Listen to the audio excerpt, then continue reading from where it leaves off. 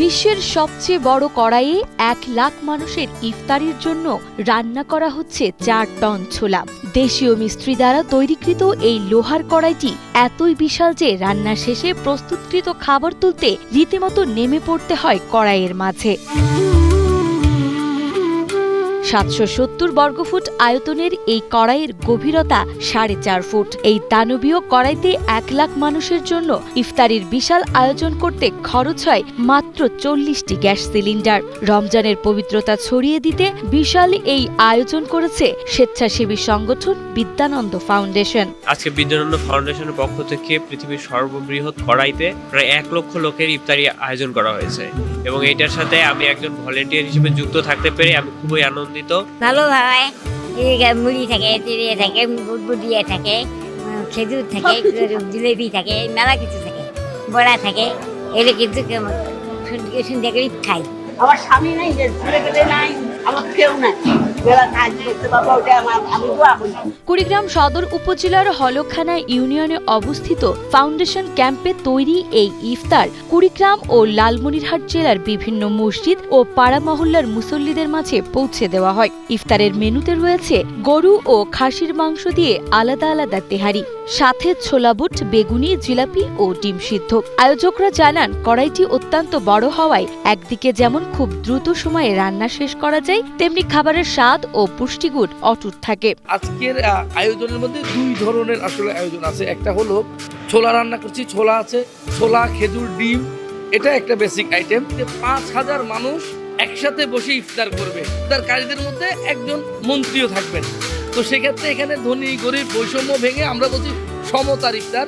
ওই ইফতার মেনুতে থাকবে গরুর গোস্তের তেহেরি এবং খাসির গোস্তের তেহেরি। ফ্রেশ ফুডটা সার্ভ করি, ধরেন ডিম যেটা আছে এটা ম্যাক্সিমাম ২ ঘন্টা আগে এবং এখনো গরম। তারপর বেগুনি ভাজা হচ্ছে, জিলাপি ভাজা হচ্ছে, আর ধরেন এই তেহারিটা এখনই রান্না হচ্ছে, এখনই সার্ভ হবে। যখন শুনি যে ১,৫,০০০ মানুষের একই দিনে ইফতার আয়োজন করা হবে, অতি আগ্রহ নিয়ে আসছি, স্যাটিসফাই যে আসলে যথাযথ সময়ের মাঝে আমরা ১ লক্ষ মানুষের মাঝে ইফতারটি পৌঁছে দিতে পারবো।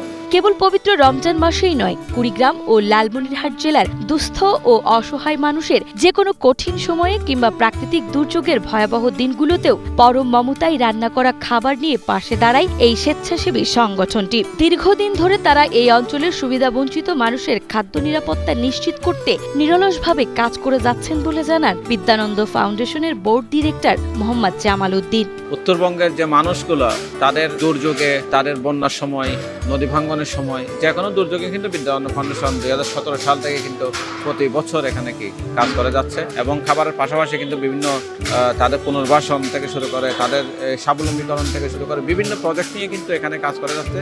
যে কারণে উত্তরবঙ্গের মানুষের সাথে কিন্তু বিদ্যানন্দের যারা স্বেচ্ছাসেবী আছে বিভিন্ন প্রান্ত থেকে এখানে আসে, তাদের একটি সেতুবন্ধন গড়ে উঠেছে। শনিবার দুপুরে এই মানবিক কার্যক্রমের উদ্বোধন করেন দুর্যোগ ব্যবস্থাপনা ও ত্রাণমন্ত্রী আসাদুল হাবিব দুলু। আমি আজকে বিদ্যানন্দ ফাউন্ডেশনের এই ঐতিহাসিক বিশ্বের সর্ববৃহৎ শুভ উদ্বোধন ঘোষণা করলাম। ইফতার আয়োজনের উদ্বোধনকালে তিনি জানান, দেশীয় প্রযুক্তিতে তৈরি এই কড়াইয়ের আয়োজন গ্রিনিস বুকে রেকর্ড করার মতো। তিনি বলেন, মানবসৃষ্ট ও প্রাকৃতিক নানা দুর্যোগে মানুষের পাশে দাঁড়াতে বিদ্যানন্দ ভবিষ্যতে আরো সক্রিয় ভূমিকা পালন করবে। ওনারা আমাকে বলেছেন ১ লক্ষ লোকের খাবার পর্যন্ত আমরা সরবরাহ করতে পারব। এটা যে কত বিশাল কর্মযজ্ঞ, এটা আমি চোখে না দেখলে বুঝতে পারতাম না। আমার ধারণা মতে এটা গ্রিনিস বুকে স্থান পাবে। বিদ্যানন্দ ফাউন্ডেশন শুধু এই বড় কড়াই করে তার কাজ শেষ করে, ওনারা আরো অনেক কাজ করেন। আমি আশা করব আপনারা ওনাদেরকে সহযোগিতা করবেন, ওনাকে যে মানবতার কাজগুলো করে যাচ্ছে সেটার জন্য অব্যাহত থাকবে।